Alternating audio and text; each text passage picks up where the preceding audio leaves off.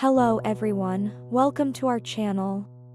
Today we will listen to a confession story of a man who cheated on his wife with her best friend. Join us as our main character shares his story. Hello. My name is Liam. I cheated on my fiancé's with her best friend. My fiancé's name is Annie. We met at work and got married. I am cheating on Annie with her best friend. Annie never knew about it and will never know. Initially, my affair with Bestie was a casual thing, but now I cannot give up on her. I'm married now, but I can't give up on Betsy. I'm attracted to her body and I keep cheating on my wife. I feel remorse. I didn't have the courage to tell Annie about my affair. I was doing her injustice. Annie is pregnant, we will have a child soon. Meanwhile, Betsy is dating someone to forget me, but we still cannot give up on each other. We still meet secretly.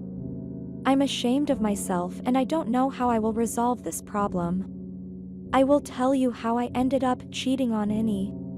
Betsy and I were studying together at a university back then. We used to share each other's problems, we were very close. I didn't like her as a woman. But she liked me a lot but wouldn't tell me about this. Despite spending so much time together, she wouldn't open up about her feelings to me. I found out about her love for me after I started dating Annie. If she had told me about her feelings earlier, we would have been dating instead of being friends. But the moment I saw Annie, I fell in love with her. Now I will tell you how Annie and Betsy met. Betsy was looking for a job. I told her there was a vacancy in our company. She accepted the job offer right away. I didn't know back then that she was in love with me. Me, Bestie and Annie ended up hanging out together. Betsy and Annie had become very close friends. Me and Annie got into a relationship within a month since meeting each other.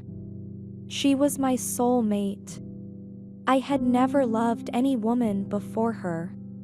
It was the love at first sight. I had to marry her. She was the woman of my dreams. Betsy would join us wherever we went. It was becoming too much. Me and my wife started hiding from Betsy the places that we would visit. I should have understood Betsy's feelings for me back then. But I didn't.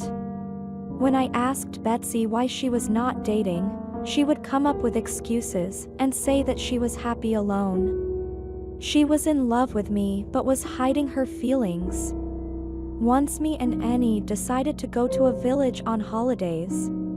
Betsy offered her family house in the village. Me and Annie accepted her offer. Bestie was going to take us to that house and return after a day as she couldn't stay longer because of some problems she had with her mom. The next day we got on the road. Betsy was wearing very revealing clothes. I had never seen her like that. She was very beautiful.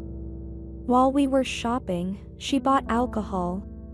I had given up my bad habits as Annie didn't want me to drink or smoke. Betsy's family house was on a mountaintop. The neighbor's house was far away. Betsy cleaned the house before we entered it. I gathered wood to make fire at night. I made a bonfire in the evening. Me and Bestie sat around it. Annie would be arriving in the morning. Betsy brought alcohol and offered me something to drink.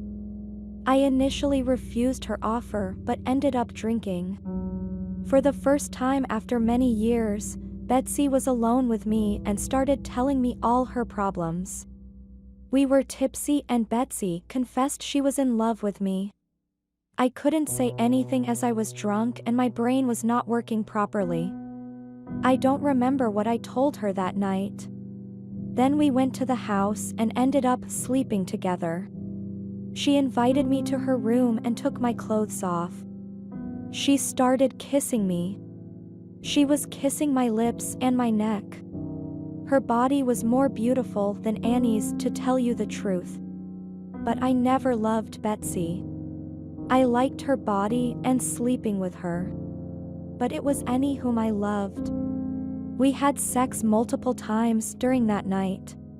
After waking up in the morning, I saw several unanswered calls from Annie in my phone. I got up right away, dressed up and woke up Betsy.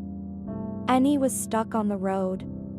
I told her right away that Betsy would come to pick her up. We tidied up the room and I asked Betsy to forget what had happened that night, stressing that this would never happen again. When Annie asked why I hadn't answered her calls, I lied to her and told her there were no signal in my phone. The holiday lasted for a week, but it felt like an eternity. Betsy was acting as if nothing had happened. But I had a resentment inside of me. I had wronged Annie. I also realized that Betsy was a hypocrite. We left that place soon. I started contemplating. I couldn't live with that feeling of remorse anymore and decided to tell Annie everything that had happened. I phoned Betsy and told her about my decision. She said I was crazy and asked me not to tell Annie anything until we met and talked. I waited for her. She came to my place and insisted that I don't do that. She warned that this would end her friendship with Annie and my relationship. She asked me not to tell anything to Annie. I told Betsy that what happened between us was wrong. But didn't you enjoy it? We had a great time, Betsy said. She was touching my legs and came closer to me slowly. She started kissing me and we had sex again. I was feeling remorse, but I couldn't leave Betsy. We would meet occasionally.